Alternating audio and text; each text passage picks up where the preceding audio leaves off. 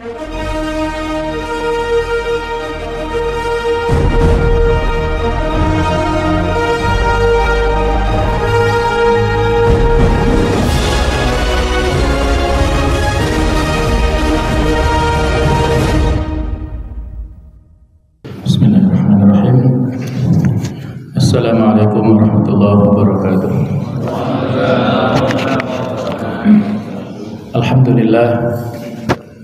Alhamdulillahilladzi arsala rasulahu bil huda wa dinil haqq liyudhhirahu 'ala dini kullih wa kafa billahi shahida. Asyhadu an la ilaha illallah wahdahu la syarika lah wa asyhadu anna Muhammadan 'abduhu wa rasuluhu la nabiyya ba'dah. Allahumma shalli wa sallim ala habibina wa qudwatina wa maulana Muhammad wa ala alihi wa ashabihi wa man sara ala nahjihi wa da'a bi da'watihi ila yaumil qiyamah. Allahumma anfa'na bima 'allamtana wa 'allimna ma yanfa'una wa rzuqna fahma. Allahumma faqihna fid din wa 'allimna ta'wil. Allahumma ighfir lana wa li walidina warhamhum kama rabbawna shighara. Allahumma aftah lana qulubana wa alhimna rushdana wahdina ila siratikal mustaqim. Allahumma ati nufusana taqwaha wa zakkiha anta khairu man zakkaha anta waliyuha wa maulaha ya rabbal alamin. Para asatidzah rahimakumullah, tentang amradul qulub atau penyakit hati. Satu saat seorang murid dari Imam Ghazali bertanya kepada beliau, "Wahai guru, mengapa pada saat setiap waktu dan kesempatan saya selalu berzikir dan syaitan menjauh, tetapi tidak lama kemudian syaitan datang lagi untuk menggoda, memberikan bisikan-bisikan, rayuan-rayuan untuk melakukan pelanggaran atau kemaksiatan." Maka Imam Ghazali menyampaikan, "Wahai muridku, bagaimana seandainya ada seseorang yang ingin menghardik atau mengusir anjing. Jadi dia mengusir anjing dengan mungkin dengan batu atau dengan kayu atau dengan yang lain, anjingnya lari. Tetapi orang ini di sampingnya ada makanan-makanan yang disukai oleh anjing. Mungkin ada daging atau ada tulang-tulang atau apapun, sehingga ketika anjing ini sudah menjauh, tidak lama kemudian datang kembali untuk ingin merebut makanannya itu." Nah, kurang lebih seperti itulah kalau seorang muslim berusaha untuk mengusir setan, tetapi pada saat yang sama dalam dirinya banyak sekali peluang-peluang yang sangat disukai oleh setan, sehingga setan tidak lama kemudian datang kembali dan terus datang kepadanya untuk memberikan bisikan-bisikan, godaan-godaan tersebut. Nah, itulah kurang lebih ya, bahwa dalam hidup ini kita berhadapan dengan segala macam tantangan dan rintangan, baik dari luar ataupun internal kita sendiri. Dari luar ada setan, ada orang-orang kafir, ada orang-orang munafik, bahkan sesama kaum muslimin sendiri tidak jarang yang hasad kepada kita. Dan dari diri kita sendiri, tantangan internal juga tidak kalah beratnya. Hadirin rahimakumullah, al-qulub awiyatul iman. Hati itu adalah bejana iman. Iman itu berada pada hati kita. Dan iman ini menurut pendapat Ahlus Sunnah wal Jamaah fluktuatif, yazid wa yanqus. Kadang-kadang iman ini naik dan kadang-kadang turun. Itulah pendapat Ahlus Sunnah wal Jamaah. Tidak sebagaimana pendapat orang-orang Murji'ah yang optimisnya itu terlalu berlebihan, sehingga iman tidak pernah berkurang. Orang mukmin menurut Murji'ah, sebanyak apapun kemaksiatan yang dia lakukan, tetap imannya utuh, tidak berkurang sama sekali. Kebalikannya, orang Khawarij yang ekstrim, orang-orang mukmin yang menurut mereka apabila melakukan dosa besar maka dianggap kafir, ya, keluar dari Islam. Nah, kita Ahlussunnah berada wasatiyah, pertengahan. Al-iman yazidu bitta'ah wa yanqus bil maksiyah. Iman itu bisa bertambah dengan ketaatan dan bisa berkurang dengan kemaksiatan. Ini kalimat yang sudah sama-sama kita pahami. Saya ada pertanyaan, nanti bisa dijadikan sebagai bahan diskusi. Dari kalimat al-iman yazidu bitta'ah wa yanqus bil maksiyah, iman itu bisa bertambah dengan ketaatan dan berkurang dengan kemaksiatan. Nah, kira-kira iman itu sebab atau akibat? Orang pada saat memiliki keimanan terus dia malas, ya, melakukan ibadah-ibadah, apakah itu disebabkan oleh kemalasannya atau disebabkan imannya yang turun? Gimana? Iman itu sebab atau akibat? Dengan iman yang kuat seseorang itu menjadi semangat ibadahnya, atau dengan ibadah yang meningkat itu imannya menjadi kuat? Gimana? Agak bingung. Oh. Ya, nanti bisa dijadikan bahan diskusi, ya. Jadi mungkin ini pertanyaan retoris lah, ya, seperti duluan mana telur sama ayam ini, ya. Ya, seperti itulah, ya, mirip-mirip, ya. Jadi antara iman dan ketaatan atau dan amal, ya. Taat dan maksiat itu kan amal, ya, aktivitas kan. Antara iman dan amal ini saling terkait, betul tadi, ya. Iman itu saat yang satu sisi dia adalah sebab, tapi saat yang lain dia juga akibat.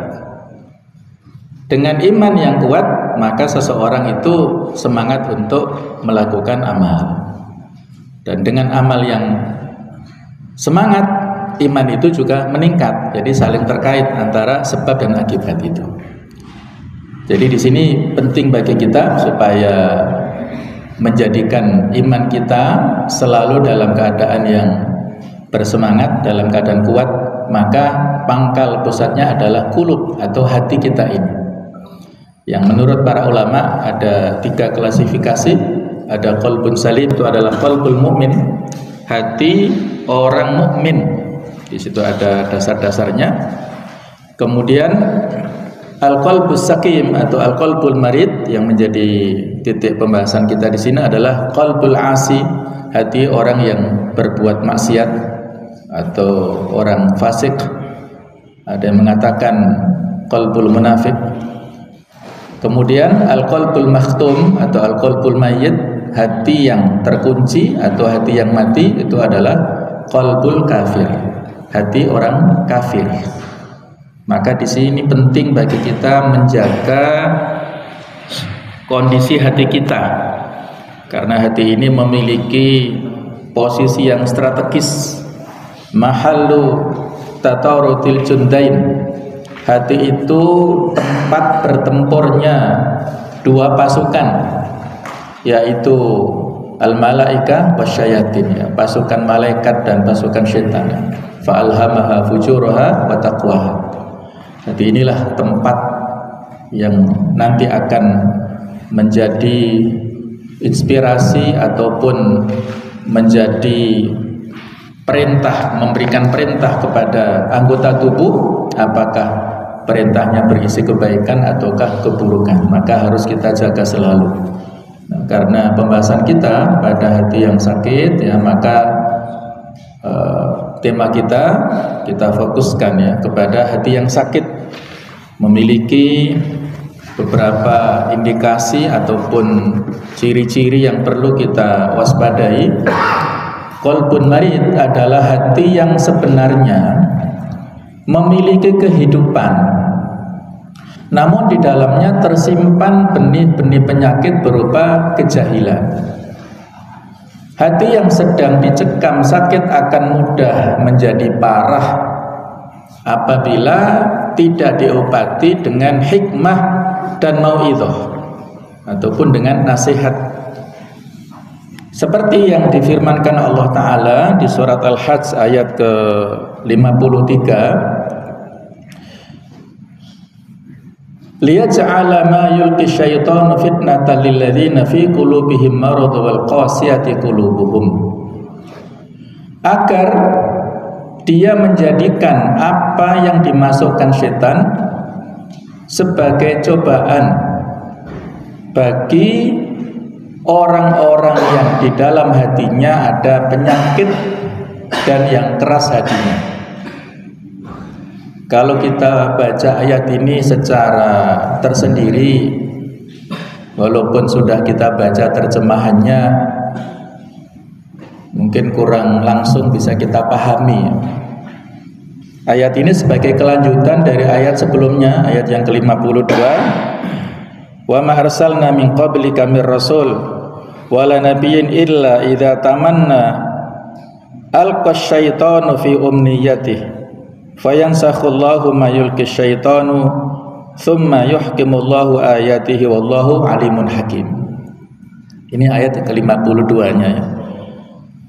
Kami tidak mengutus seorang rasul dan tidak pula seorang nabi pun sebelum engkau wahai Muhammad, kecuali apabila dia mempunyai suatu keinginan, setan pun memasukkan godaan-godaan ke dalam keinginannya itu. Lalu Allah menghapus apa yang dimasukkan setan itu, kemudian Allah memantapkan ayatnya dalam hati orang-orang beriman. Allah Maha mengetahui lagi Maha bijaksana. Jadi dari ayat ini sebagian ulama memberikan kesimpulan bahwa para nabi dan rasul ini memiliki sifat-sifat kemanusiaan. Kadang-kadang juga salah secara manusiawi, kadang-kadang lalai, kadang-kadang lupa. Tetapi Allah tidak membiarkannya. Allah memberikan perlindungan, proteksi kepada nabi dan rasul. Apakah cara mengingatkannya langsung lewat wahyu ataukah lewat para penolong ataupun para sahabat kalau Nabi Muhammad ya. Jadi itu menunjukkan, menguatkan tentang syahadat risalah yang tadi sudah kita singgung, yaitu syahadat anna Muhammad Abdullah wa Rasuluh. Kita memiliki persaksian Nabi Muhammad itu hamba Allah dan juga Rasulnya ya. Jadi kadang-kadang juga salah dalam membuat sebuah tindakan, tetapi Allah memberikan penjagaan ya. Beliau pada saat kedatangan Abdullah bin Ummi Maktum ketika semangat berdakwah kepada para pembesar Quraisy, beliau tidak merespon kehadiran Abdullah bin Ummi Maktum. Maka turunlah surat Abasa yang justru itu menjadi pelajaran ya bagi beliau dan kita semuanya. Dan beliau tidak sakit hati dengan kondisi itu, bahkan memberikan penghormatan kepada Abdullah bin Ummi Maktum. Dan setiap kali setelah kejadian itu, dalam setiap majelis Abdullah bin Ummi Maktum datang ya, yang Abdullah ini kan orang yang buta, beliau memberikan penghormatan. Marhaban liman atabani rabbi bihi, selamat datang kepada seseorang yang dengannya Allah memberikan peringatan kepadaku. Jadi malah memberi penghormatan kepada Abdullah. Ketika ada kecemburuan pada Aisyah, karena sebelumnya Nabi mampir ke rumah Zainab binti Jahsh dan di sana minum madunya. Nah, ketika Nabi mampir ke rumah Aisyah dan sebelumnya Aisyah sudah memiliki kesepakatan dengan Hafsah Nah, kalau nanti Rasul mampir ke rumah kita, ya mari kita tegur bersama ya. Nabi mampir ke rumah Aisyah dan beliau mengatakan, saya mencium aroma maghfir dari mulut Anda. Jadi menunjukkan ketidaksukaannya Aisyah.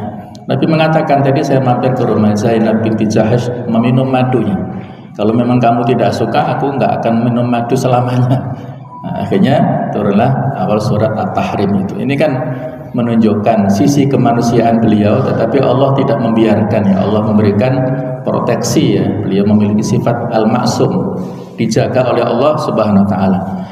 Nah, dalam hal ini Allah taala mengutus setiap rasul, kemudian mewahyukan kepada rasul tersebut menyampaikan kepada umatnya, dan di sini ada gangguan-gangguan ya dari setan. Jadi para ahli tafsir mengatakan bukan merubah ayat-ayatnya, tetapi merubah pemahaman. Ketika Rasulullah menyampaikan ayat-ayat Al-Quran itu, ada pemahaman-pemahaman yang tidak sempurna yang dimiliki oleh para pendengarnya, terutama dari orang-orang kafir. Mereka suka mempelesetkan ataupun merubah pemahaman tersebut. Jadi ada syubhat yang dilontarkan oleh mereka.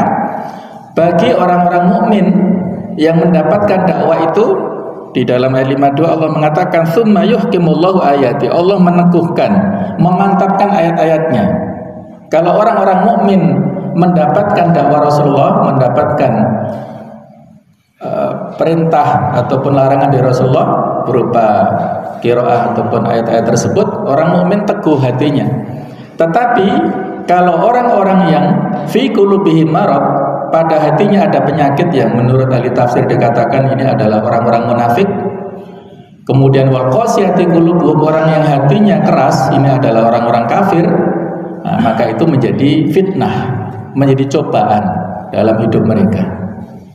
Jadi kita tidak membahas secara tuntas ayat tersebut, hanya ada isyarat di sini ya, bahwasanya hati itu memiliki penyakit ya, fi qulubihim marad, stressing kita di kalimat ini ya. Ada hati manusia itu yang berpenyakit, yang sedang sakit, maka harus kita waspadai bersama. Nah, tanda-tanda spesifik hati yang sedang sakit atau mati adalah jika ia tidak merasa sakit dan pedih oleh goresan-goresan pisau kemaksiatan. Hal itu disebabkan karena hatinya telah rancu dan teracuni, sehingga tidak dapat lagi membedakan antara nilai kebenaran dan akidahnya yang batil. Sudah tidak punya sensitivitas lagi, tidak punya sifat yang halus ya, hatinya sudah berpenyakit ya, sudah tidak sensitif lagi terhadap persoalan-persoalan yang dihadapinya, sehingga tidak mampu membedakan mana hak dan mana yang batil ini. Hal ini seperti yang ditafsirkan oleh Mujahid dan Qatadah tentang firman Allah fi qulubihim marad, dalam hati mereka terdapat penyakit. Ayat ini menunjukkan adanya keraguan yang tumbuh dalam hati manusia tentang kebenaran.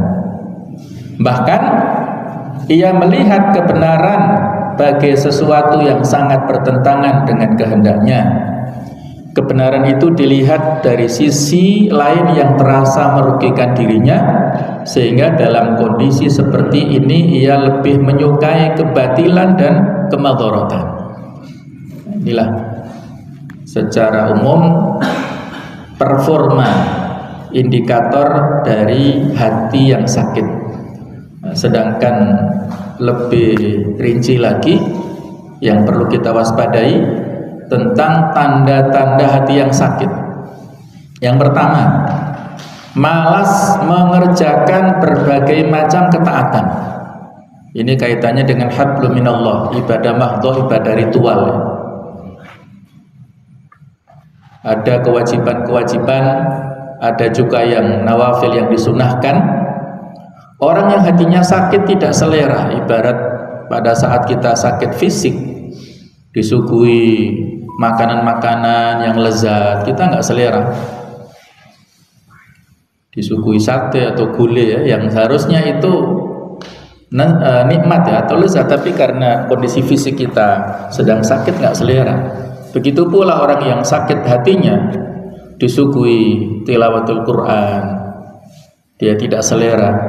Disuguhi amal-amal nawafil, apakah puasa sunnah ataukah jenis-jenis sholat yang sunnah, dia tidak selera. Bermalas-malasan melakukan ketaatan. Qiraatul Quran yang itu sebenarnya sesuatu yang sangat nikmat, sangat lezat, tetapi orang yang hatinya sakit bermalas-malasan, mungkin dalam hari-harinya terlewat begitu saja. Interaksinya dengan Al-Quran bisa dihitung mungkin sepekan sekali atau mungkin sebulan sekali. Tidak ada bacaan-bacaan Quran ya, karena dia malas berinteraksi dengan ketaatan. Kita memiliki tanggung jawab kepada pribadi kita untuk mentarbiyah dzatiyah, tarbiyah secara mandiri ya, supaya ya jangan dibiarkan kemalasan itu.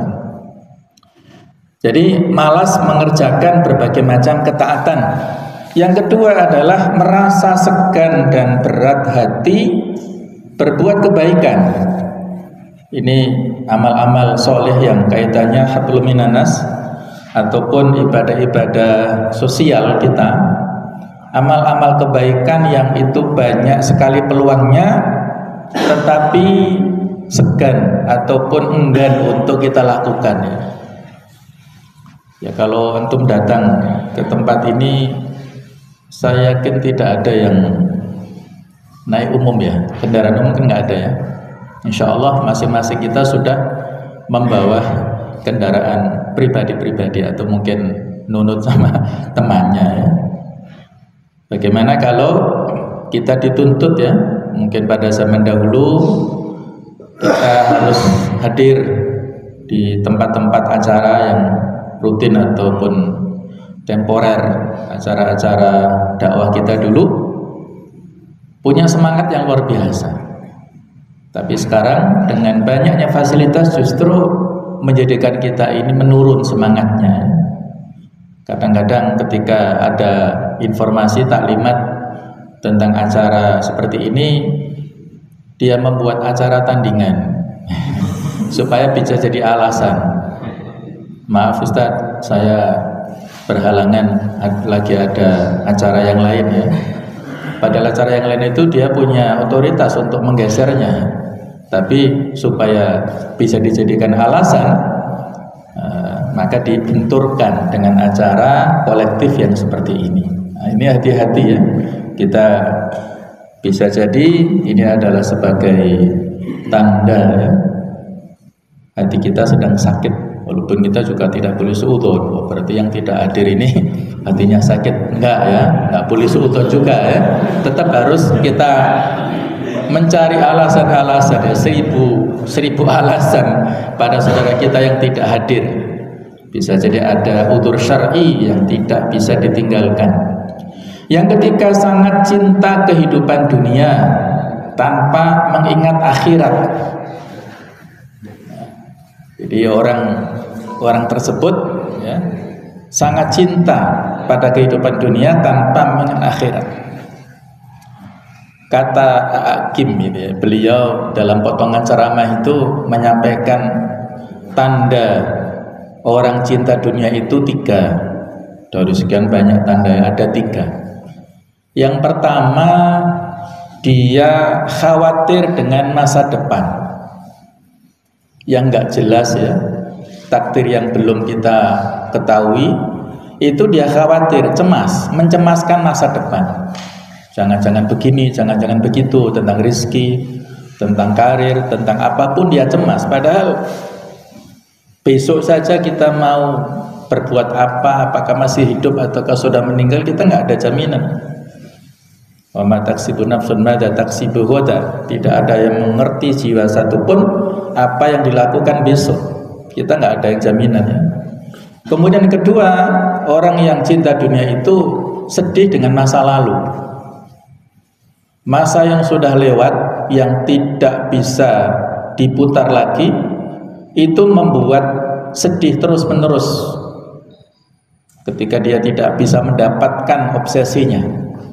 Yang ketiga, orang cinta dunia itu mudah capek, dia mudah lelah dalam segala aktivitasnya, ya lepas dari faktor fisik ya, masing-masing kita punya kelebihan dan punya kekurangan fisik.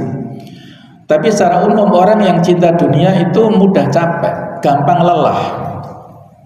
Bukan lillah tapi lelah.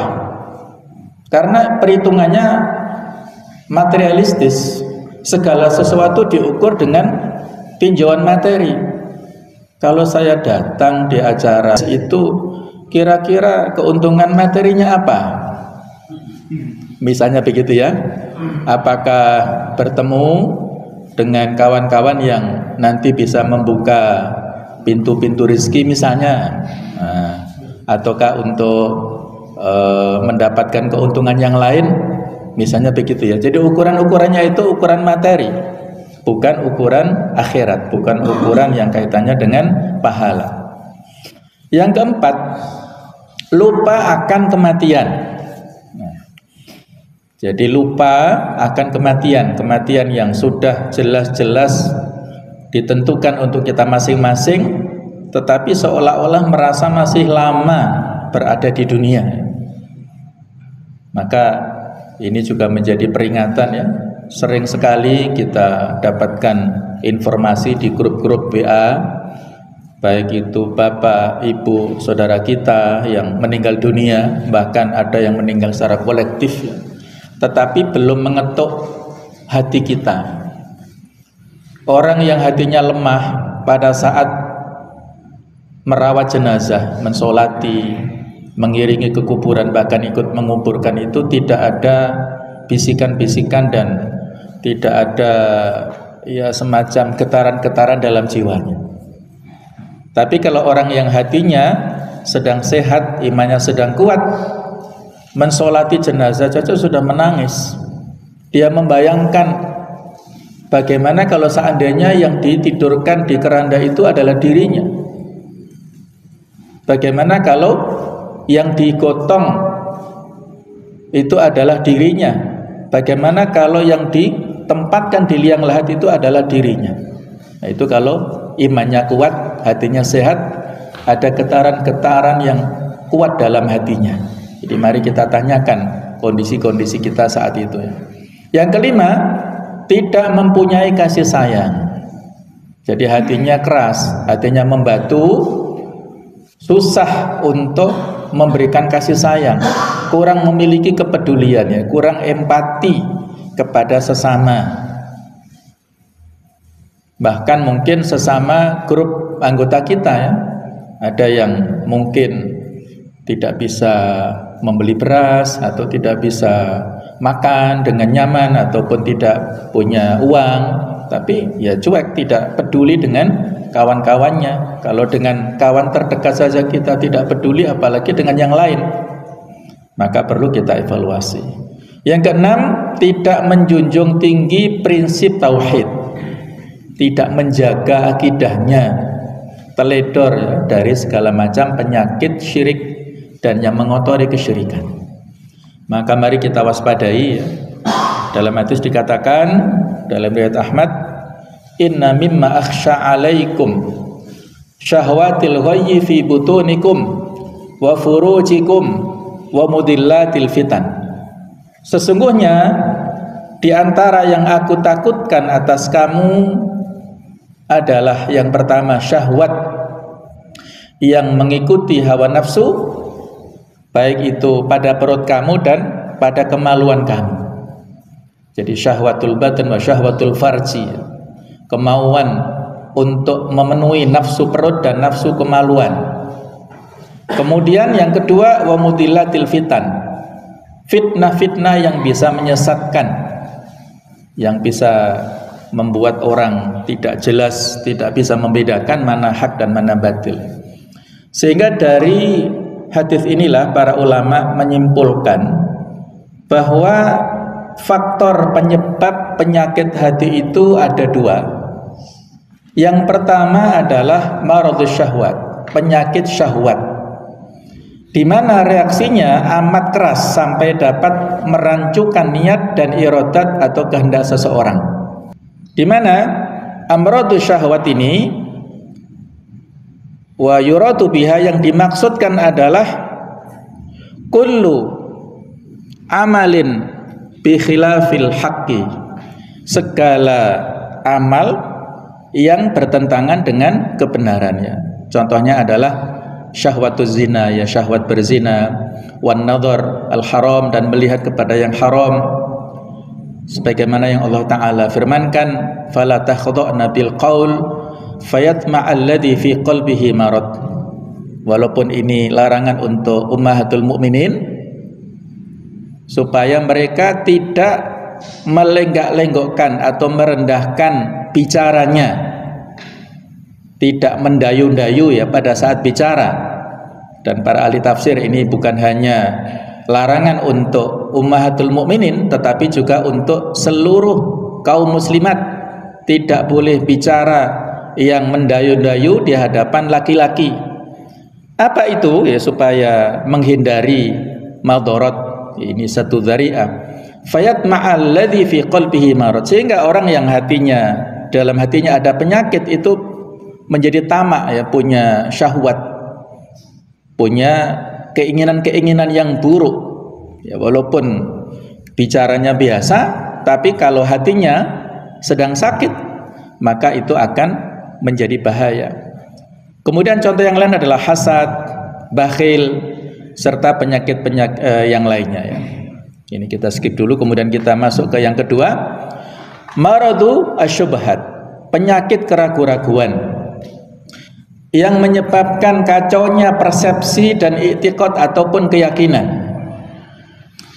Maradu syubhat wa yuradu biha, yang dimaksudkan adalah jami'ul i'tiqadatil batilah, semua keyakinan-keyakinan yang batil, mithlu syirki, seperti syirik, kemudian wan nifaq,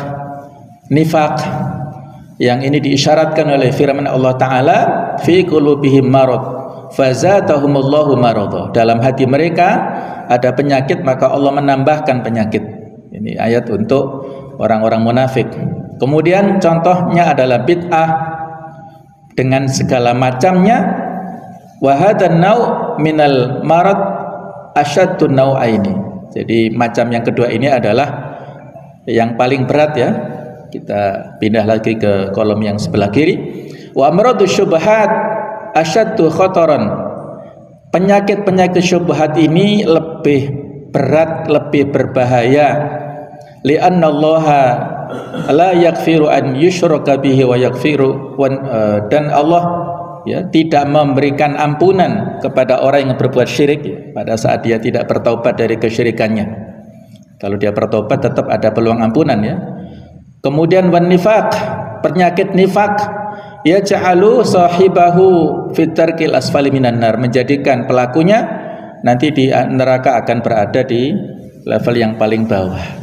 Jadi inilah dua penyakit yang menimpa pada ahlul kitab, orang-orang Yahudi, ya, mereka adalah al-maghdub alaihim, yang dimurkai oleh Allah Ta'ala karena mereka ini punya penyakit syahwat. Mereka punya ilmu tetapi tidak mengamalkan ilmunya. Tahu tentang Rasul akhir zaman Nabi Muhammad, tetapi tidak menerima kebenaran Rasul karena tidak datang dari kaum Bani Israel. Jadi mereka menolak kebenaran. Sementara orang-orang Nasrani, mereka tertimpa penyakit syubhat sehingga disebut ad-dhalin, orang-orang yang sesat. Mereka tidak memiliki ilmu sehingga tidak bisa membedakan mana hak dan mana yang batil.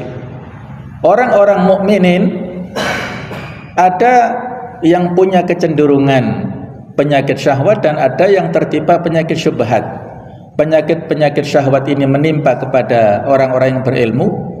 Dia tahu kalau itu tidak baik, kalau itu haram, ya, tetapi masih dilakukan karena ada syahwatnya. Sementara orang-orang awam yang tidak berilmu memiliki syubhat, keraguan-raguan, kerancuan dalam persepsi dan juga i'tiqadnya, sehingga tidak bisa membedakan mana akidah yang sahihah akidah yang bagus, yang baik, dan mana akidah yang batilah, yang sesat, yang harus dia jauhi, sehingga ragu-ragu ya dengan segala macam syubhat itu. Nah, lebih jelas lagi ini bisa kita baca ya. Ini diambil dari kitab Al-Qawaid Al-Hisan fi Tafsiril Quran karangan Syekh Abdurrahman As-Sa'di. Jadi Al-Qalbus Sahih ini berada pada dua fitnah atau dua penyakit. Kadang-kadang yang disebut maradhus syubhat tadi inhiraf fil ilmi wa syak. Dia ada penyimpangan dalam hal ilmu dan juga keraguan. Yang mana asyiak ini konteksnya adalah zammul munafikin, kemudian wal mukhalifin.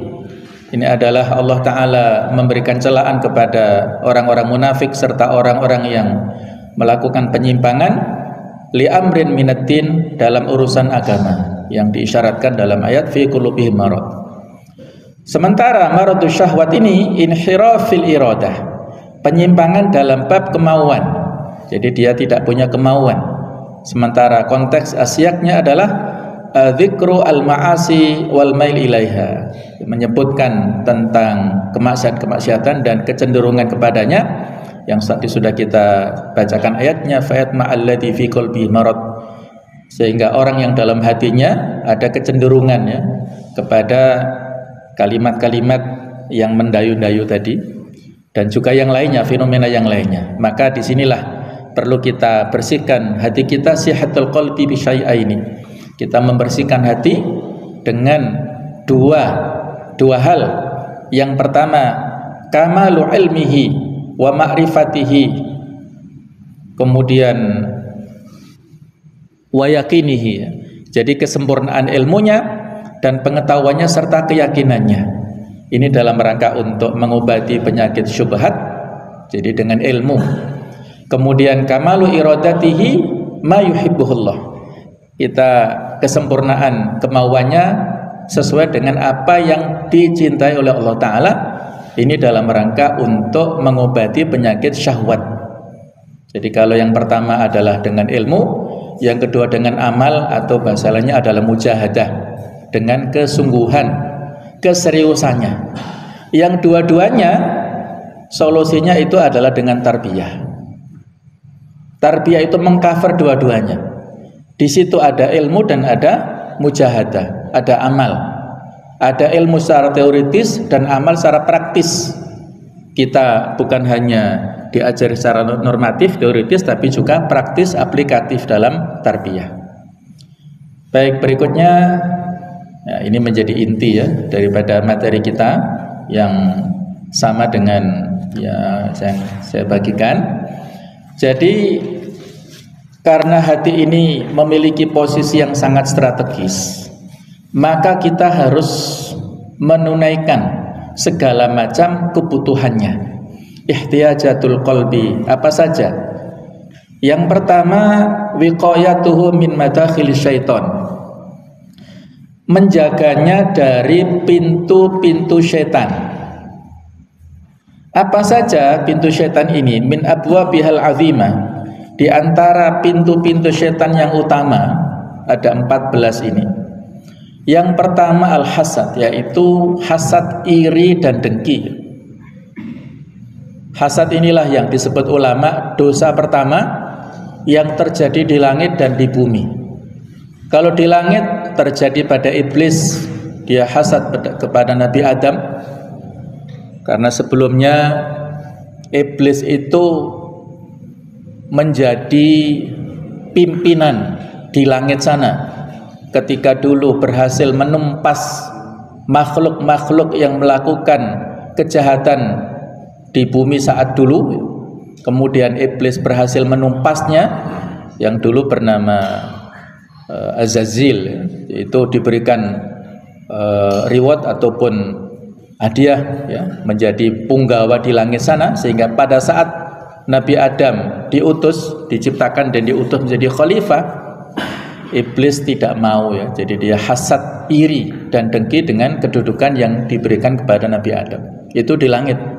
Sementara dosa yang di bumi yaitu hasadnya putra Nabi Adam Qabil kepada Habil, karena Qabil mendapatkan keturunan, mendapatkan istri dari saudaranya Habil ya. Jadi diceritakan menurut ulama bahwasanya Hawa itu pada saat di bumi berinteraksi dengan Nabi Adam melahirkan 20 kali, kemudian masing-masing lahir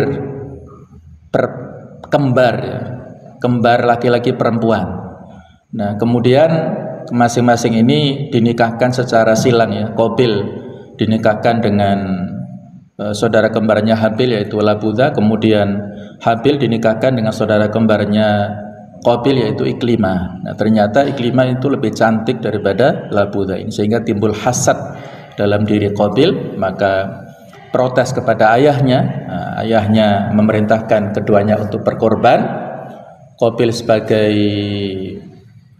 petani berkorban asal-asalan, hanya seikat rumput. Kemudian Habil sebagai peternak berkorban dengan domba yang terbaik, dibawa ke atas bukit, dan ternyata yang diterima adalah korbannya Habil. Semakin marahlah Qabil ini sehingga membunuh saudaranya itu. Itulah hasad yang terjadi pertama-tama di muka bumi ya. Jadi hasad ini penyakit hati yang berat ya. Di antara indikasinya ketika seseorang mendapatkan orang lain, mendapatkan nikmat pada orang lain, dia bersedih. Orang lain mendapatkan kenikmatan, dia bersedih. Tapi ketika orang lain mendapatkan musibah, dia malah senang. Nah, hati-hati ya. Kalau kita punya indikasi seperti itu, berarti ada benih-benih hasad dalam diri kita. Maka harus diwaspadai. Yang kedua yaitu al-hirsu. Nah, di sini al-hirsu ala dunia. Jadi dia sangat antusias pada dunia. Itu tadi ya, cinta dunia dengan berlebihan. Orientasinya itu adalah selalu kepada dunia. Yang inilah menurut sebagian ulama menjadikan ikhraju Adam minal jannah, menjadikan Nabi Adam dikeluarkan dari surga. Dunia diwakili dengan buah saat itu yang sudah dirambu-rambu ataupun diperingatkan, jangan wala taqrabu hadhihi syajarah, jangan sekali-kali mendekati pohon ini. Maksudnya jangan mendekati ya, jangan memetiknya, jangan memakannya.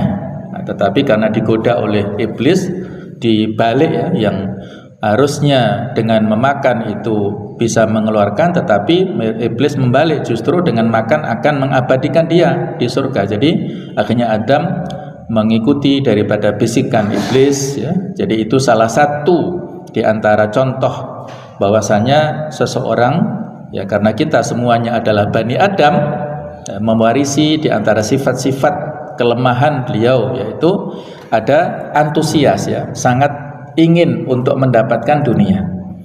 Yang ketiga adalah al-ghadab, yaitu marah ya, marah untuk kepentingan pribadi, bukan untuk agama ya, bukan ghirah atau bukan karena kecemburuan kepada agama, tetapi karena diusik oleh kepentingan pribadi ya.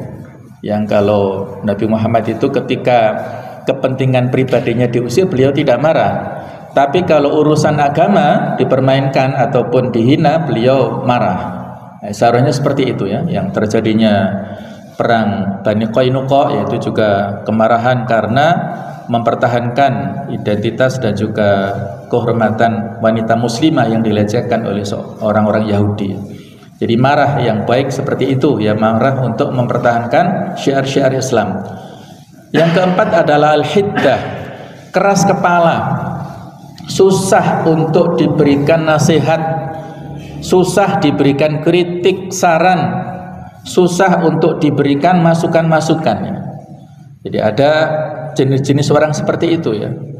Dan ya kadang-kadang ataupun mungkin biasanya laki-laki ya, karena dia otak kirinya yang dominan ya, jadi agak susah untuk menerima masukan karena dia dilogikakan segala sesuatunya, sehingga agak susah untuk diberikan nasihat. Jadi inilah penyakit ya, keras kepala itu ya. Kemudian kelima yaitu uh, kenyang ya, suka berhias, mohon maaf ya, suka berhias ya, hubbut tazyin. Jadi suka berdandan. Ya, mungkin ini banyak kepada kaum hawa ataupun ibu-ibu ya, para wanita. Kalau laki-laki ada ya mungkin itu lebih kecil lah persentasenya ya. Jadi suka berdandan, orang ini memiliki semacam ketakjuban pada dirinya. Tetapi lupa bahasanya pencipta ketampanannya adalah Allah. Lupa kecantikannya itu dari Allah. Ya, barangkali kalau di antara antum ada yang sering meruqyah ya, di antara ya orang yang kesurupan itu ya salah satu sebabnya karena suka berdandan ini. Bolak-balik bercermin saja ya, berhias saja. Nah, ini hati-hati ya. Dia akan dimasuki oleh setan atau jin ini. Jadi hubbut tazyin, menghias diri ataupun mungkin menghias yang lain-lainnya, rumahnya ataupun yang lainnya, walaupun kita tidak menafikan keindahan ya, boleh silakan menjaga performa keindahan, tetapi tetap harus dibarengi ya dengan faktor-faktor penisbatan kepada Allah Ta'ala sebagai penciptanya. Yang keenam adalah syiba'u, yaitu kenyang ya. Faktor kenyang, kalau orang kekenyangan maka dia tidak bisa berpikir dengan objektif, dia mudah dihasut dan lain-lain. Yang ketujuh, at-tama'u finnas, tamak pada orang lain, menginginkan apa yang didapatkan oleh orang lain ya. Ya mirip seperti hasad, tapi kalau hasad ini ya lebih parah lah. Kalau tamak ini dia berobsesi seperti yang dimiliki oleh orang lain. Ya, jadi harus kita waspadai penyakit at-tama'u finnas. Yang kedelapan, al-ajalah, yaitu terburu-buru. Al-ajalatu minasyaitan, melaksanakan segala sesuatu dengan tergesa-gesa. Sholat buru-buru, makan buru-buru, naik kendaraan juga buru-buru. Nah, pokoknya suka buru-buru ya, memutuskan segala sesuatu juga buru-buru, tidak dengan hati yang jernih, al-ajalah ya, jadi buru-buru. Istijal ya kalau dalam bahasa dakwah ya, suka mengharapkan sesuatu secara instan. Yang kesembilan, tarkut tasabbut, tidak tabayun atau tidak klarifikasi, gampang memberikan vonis kepada kawannya, kepada temannya, kepada orang tuanya ataupun kepada pasangannya tanpa klarifikasi terlebih dahulu. Kemudian yang kesembilan adalah hubbul mal wal jah wal zuhur, suka pada harta, kedudukan dan penampilan ya. Jadi kalau hubbul mal tadi sudah kita singgung, dia parameternya adalah harta terus ya, dan itulah sifat manusia. Surat Al-Fajr ya, wa amal insan idza mabtalahu rabbuhu fa akramahu wa na'amahu fayaqulu rabbi akraman wa amma idza mabtalahu faqadara alaihi rizqahu fayaqulu rabbi ahanan. Kalau dia mendapatkan rizki, mendapatkan harta, fasilitas, dia memuji seolah-olah dia orang yang dihormati, yang terhormat di sisi Allah. Tapi kalau sedang diuji dengan pas-pasan, dia mengatakan Rabbi ahanan, Tuhanku telah menghinakanku. Jadi parameternya itu parameter finansial ataupun kedudukan, jabatan dan lain-lainnya. Ini penyakit ya. Jadi ini juga susah ya, apalagi pada saat proses pencalekan ya. Dibutuhkan popularitas ya, maka harus kita jaga hati kita. Kita tunaikan amanah dengan proporsional, tetapi kita jaga hati kita, jangan sampai berlebihan dan melebihi batas tentang masalah kedudukan dan juga az-zuhur, penampilannya. Kalau tidak dihormati dia merasa tersinggung ya, kalau tidak diberikan tempat dia merasa tersingkir. Nah seperti itu ya, harus dijaga betul-betul hatinya. Yang ke-11, hamlul awam ala ta'assub, mengkondisikan atau membawa orang awam pada fanatisme kepada pribadinya ya, bukan kepada sistem, bukan kepada fikrah, tetapi fanatisme kepada personal. Sudah kita pahami ya, kita fanatisme ta'assub kepada fikrah, bukan kepada personal. Kemudian yang ke-12 yaitu suudzon bil muslimin, berburuk sangka kepada sesama kaum muslimin. Gampang sekali memberikan pikiran-pikiran negatif kepada sesama kaum muslimin, yang seharusnya kita selalu harus berhusnudzon. Yang ke-13 adamur rahmah bihim, tadi sudah kita singgung, tidak memberikan kasih sayang kepada mereka, tidak memiliki empati kepada sesama kaum muslimin, kepada saudara-saudara seiman dan seakidah. Dan yang ke-14 tatabu'u auratihim, mencari-cari kesalahan mereka, berusaha untuk mencari-cari aib. Kalau kita ditugasi ya untuk mengklarifikasi ataupun mengilaj pada masalah-masalah tertentu, silahkan ya.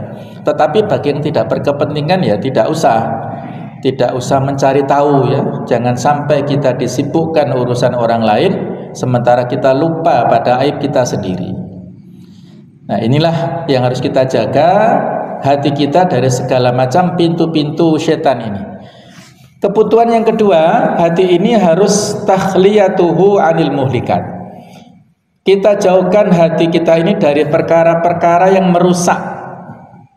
Minha, yang paling utama, bahwa hati kita itu harus kita jauhkan dari penyakit al-isyraku billah, yaitu berbuat syirik. Jangan sampai menyekutukan Allah Subhanahu wa taala dalam bentuk apapun. Apakah syirik akbar, syirik asghar atau syirik khafi, kita harus jauhkan. Jalan-jalan yang mengantarkan kepada kesyirikan harus sedini mungkin ditutup, diantisipasi dan dijauhi. Yang kedua, asyakku fiddin, ragu dalam urusan agama. Jangan sampai kita punya penyakit ini, kan kaitannya dengan syubhat kan ya. Kita ragu-ragu dengan kebenaran Al-Quran, kita ragu-ragu dengan kutuah Rasulullah, kita ragu-ragu dengan fikrah, pemikiran-pemikiran yang sudah kita ikuti selama ini, karena ada faktor-faktor lain sehingga kita memiliki keraguan. Nah, harus diwaspadai dan harus diterapi dengan ilmu tadi. Yang ketiga adalah al-kibru, yang mana al-kibru ini parameternya adalah ghamtun nas wa batarul haq, meremehkan orang lain dan menolak kebenaran. Ketika Nabi ditanya oleh seorang sahabat, ada orang lain yang dilihat memiliki pakaian bagus, sandal bagus, maka kata Rasulullah, innallaha jamil yuhibbul jamal, sesungguhnya Allah maha indah dan suka kepada kebenaran. Yang namanya penyakit sombong itu penyakit hati, posisinya di hati, tidak identik dengan penampilan dohir. Walaupun dia berpenampilan mentereng secara dohir, tapi kalau dia dalam hatinya tawadhu, hatinya rendah hati, dan dia menerima segala macam kritik masukan kebenaran, itu orang yang tidak sombong. Ya, sombong itu adalah baturul haq wa ghamtun nas, menolak kebenaran dan meremehkan orang lain. Kemudian yang keempat adalah ar-riya, yang di sini adalah tolabul manzilah intan nas fi ibadatihi, menginginkan posisi kedudukan di sisi manusia dalam ibadahnya. Harusnya ibadah lillah tetapi lil makhluk, itulah orang yang riya. Alladzina hum yuraun, orang-orang yang sholatnya itu riya. Nah, orang yang ingin mendapatkan puji, dilihat dan mendapatkan pujian dari sesama manusia, yang mana dalam hadis Muslim yang panjang itu dikisahkan riya itulah yang nantinya menjadikan orang yang mati syahid dilemparkan ke neraka gara-gara ingin dipuji, ingin mendapat predikat pahlawan. Riya itulah yang menjadikan orang yang berilmu, orang yang ahli baca Quran dilemparkan ke neraka gara-gara menginginkan dengan ilmunya, dengan Qurannya mendapatkan pujian dari sesama muslim, sesama orang. Kemudian yang ketiga, orang yang rajin donasi, ya dia orang yang dermawan, gara-gara untuk mendapat predikat al-jawad, orang yang dermawan dari orang lain, sehingga dia dilemparkan juga ke neraka. Kemudian kelima al-ujbu, yaitu nadharul insan ila haulihi, seseorang melihat kepada potensi wa quwwatihi dan kekuatannya, wa nisyanuhu minnatallah alaihi, dan melupakan bahwasanya itu adalah nikmat dari Allah. Potensi yang dia miliki itu sebenarnya adalah nikmat dari Allah. Dia dimudahkan untuk bisa melaksanakan qiyamul lail misalnya, itu adalah dari Allah. Dia dimudahkan untuk melakukan ibadah-ibadah sunnah, itu dari Allah. Jadi itulah bedanya orang yang bersyukur dan ujub. Kalau orang yang bersyukur, dia nisbatkan kemampuan yang dia miliki itu datang dari Allah, bukan dari dirinya. Wa ma taufiqi illa billah. Taufik kita, kemudahan untuk melakukan kebaikan itu Allah yang memberikan semuanya kepada kita. Sehingga ada nasihat yang bagus dari Ibnu Qayyim ya, kepada setiap orang yang melakukan kebaikan ya.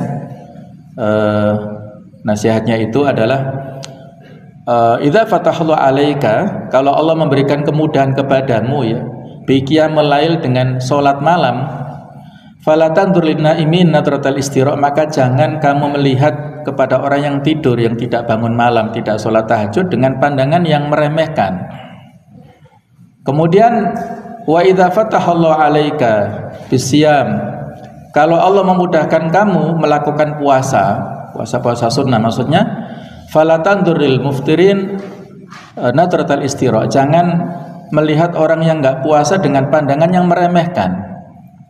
Wa idza fatahallahu 'alaika babal jihad, kalau Allah memudahkan kepadamu untuk berjihad, maka jangan melihat fala tanzuril qa'idin nadratul istira, jangan melihat orang yang tidak berangkat jihad dengan pandangan yang meremehkan.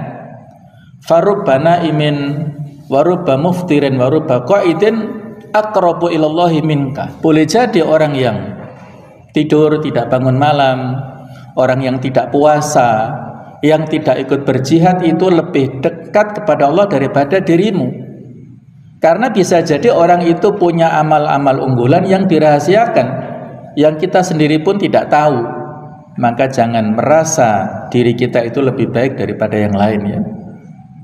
Jadi inilah penyakit aktivis ya, penyakit orang yang berilmu, penyakit orang yang punya potensi, penyakit ujub ini. Ada pandangan-pandangan yang dia merasa lebih dari yang lainnya. Kemudian yang terakhir, yang keenam adalah al-ghurur. Ya ayyuhal insan ma gharraka bi rabbikal karim, wahai manusia, apa yang membuat kamu tertipu ya kepada Allah, zat yang maha memberi segalanya kepadamu ya. Tertipu pada dirinya, tertipu pada ilmunya, tertipu pada kemampuannya, tertipu pada potensi-potensi dalam dirinya itu. Inilah hal-hal yang bisa merusak dan harus kita hilangkan semuanya. Kemudian kebutuhan hati yang ketiga adalah taghdhiyatuhu bitawami silati billah. Kita berikan menu hati kita itu dengan selalu berkomunikasi kepada Allah Ta'ala, yaitu sebagaimana doa yang diajarkan Rasulullah kepada Mu'ad bin Jabal, wallahi, demi Allah, inni la uhibbuka, wahai Mu'ad, sesungguhnya aku cinta kepadamu karena Allah. Fala tata'anna fi duburi kulli shalah an taqul, maka jangan sekali-kali kamu meninggalkan zikir ba'da shalah, Allahumma a'inni ala dzikrik wa syukrika wa husni ibadatik. Ya Allah, berikanlah pertolongan kepadaku untuk selalu menjadi orang yang berzikir kepadamu, kemudian mensyukurimu, dan baik wa husni ibadatik, bagus dalam beribadah kepada Allah Subhanahu wa taala. Jadi ada zikir, syukur, dan ibadah secara baik.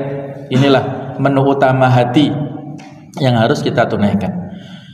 Yang terakhir adalah kita mengobati penyakit hati, ilaju maradihi, mengobati penyakitnya.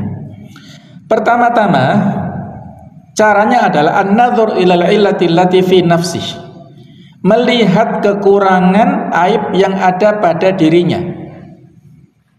Dari 14 pintu setan, kira-kira kita yang dominan yang mana?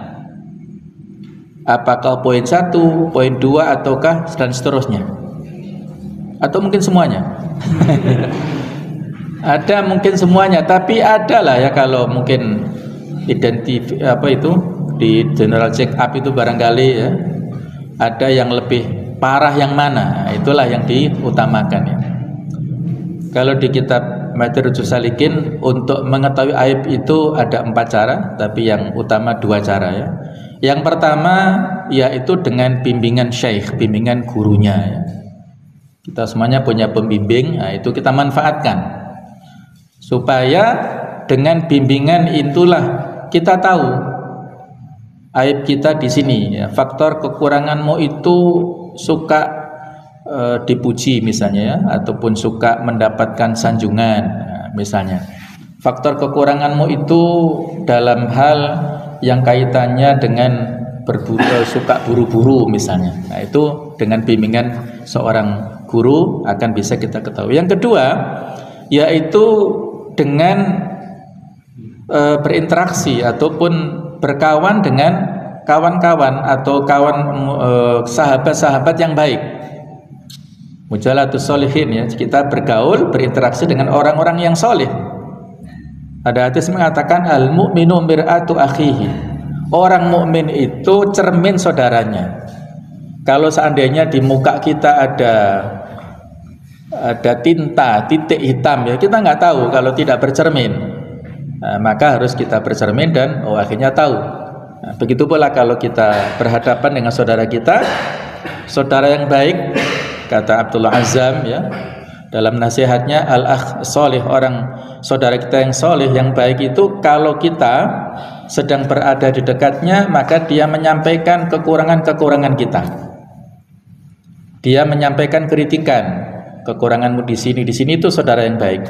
Kalau dia jauh dari kita, dia menyampaikan kebaikan-kebaikan kita, sehingga yang citra kita di hadapan orang lain itu bagus. Itu akh yang baik ya, saudara yang baik. Jangan dibalik ya, kalau kita ini kan kebalikannya ya. Di hadapan wis koyok yoyo gitu ya, memuji setinggi langit, tapi di belakang menceritakan keburukan-keburukan saudaranya. Ini kebalik ya, parameternya sudah kebalik-balik sekarang ini. Kemudian yang kedua yaitu riyadhatun nafs wa tahdhibul khuluqil hasan. Riyadhah ini bahasa tasawuf. Jadi memberikan tadrib ya, memberikan latihan kepada fisik kita, olahraga jiwa. Di samping fisik ya, itu penting untuk kita jaga supaya sehat. Jiwa kita supaya sehat juga perlu riyadhah, perlu olahraga jiwa, perlu mujahadah, perlu kita didik untuk memiliki akhlak-akhlak yang baik. Jadi setiap akhlak yang buruk itu kan ada lawannya ya. Orang yang takabur berarti dia harus menjadikan dirinya tawadhu ya. Orang yang al-ajalah, yang suka tergesa-gesa ya, maka dia harus punya sifat ya al-anah ya. Al-anah itu yang agak lembut, yang agak lemah, bukan dari sisi ini ya, tapi yang positif ya. Al-hilm juga masuk situ ya, bijak dalam mensikapi segala sesuatu, tidak buru-buru dan lain-lain. Jadi setiap sifat-sifat buruk pasti ada lawannya yang baik. Kemudian yang ketiga, al-amalu bil munjiyat, melakukan amal-amal penyelamat. Yang ini jumlahnya banyak, diantaranya 6. Al-ikhlas lillahi wa husnun niyah, ikhlas karena Allah dan memperbaiki niat. Ikhlas ini sebagai pondasi yang penting ya, menjaga keikhlasan. Orang yang ikhlas tidak membedakan pada waktu ramai ataupun sepi, pada saat dia mendapatkan pujian dari amalnya atau mendapatkan cibiran, dia terus istiqomah selama dia yakini itu amal kebaikan. Yang kedua yaitu at-taubatu wa kasratul istighfar, bertaubat dan memperbanyak istighfar. Apalagi kita sekarang akan menghadapi bulan Ramadan, insyaallah mudah-mudahan masih ada umur panjang ya. Kita masuk bulan Ramadan ya, di antara cara untuk mempersiapkan Ramadan adalah kasratul istighfar. Li'anna dzunub tuharrimul 'abda at-taufiq, karena dosa-dosa itulah yang menghalangi seseorang untuk mendapatkan kemudahan dalam ibadah. Kalau orang banyak dosanya susah untuk melakukan ibadah. Ada orang yang mengadukan kepada Hasan al-Basri, wahai Imam Hasan al-Basri, saya sudah menyiapkan bejana untuk sholat malam, tapi paginya bablas ya, sampai subuh baru terbangun. Apa kira-kira rahasia itu ya? Kata beliau, dosa-dosamu lah yang telah membelenggumu sehingga tidak bisa bangun malam. Nah, maka supaya kita nanti di Ramadan dimudahkan untuk melakukan berbagai macam ketaatan, maka caranya dengan memperbanyak istighfar, yaitu bertaubat dari segala macam kesalahan. Kemudian yang ketiga adalah ar-raja wal khauf. Kita memiliki optimisme dan pesimisme. Ini dua sayap ibarat burung, dua sayap yang harus seimbang. Kalau salah satu patah, maka burung ini jatuh. Nah, roja wal khauf ini kita berharap supaya amal-amal kita diterima, kemudian kita khauf, jangan-jangan amal kita ditolak. Itu harus seimbang ya. Kemudian yang keempat adalah as-sabru wa tawakkul wa ridha bi qada'illahi ta'ala. Kita hendaknya memiliki kesabaran, kemudian tawakal dan ridho kepada takdir Allah Ta'ala. Jadi kita sudah diajarkan ya oleh para guru kita untuk selalu ridho. Ridho ini ibadah hati yang ya tidak nampak secara fisik, tapi dampak-dampaknya jelas ya, bisa ada indikatornya. Dan kita dengan ridho itulah kita mendapatkan pahala. Jadi seperti argometer yang berjalan ya, tanpa kita melakukan secara fisik tapi sudah mendapat pahala dengan amalan ridho, amalan hati kita itu. Yang kelima adalah as-sidqu ma'allah wal hubbu fihi wal muraqabah lahu.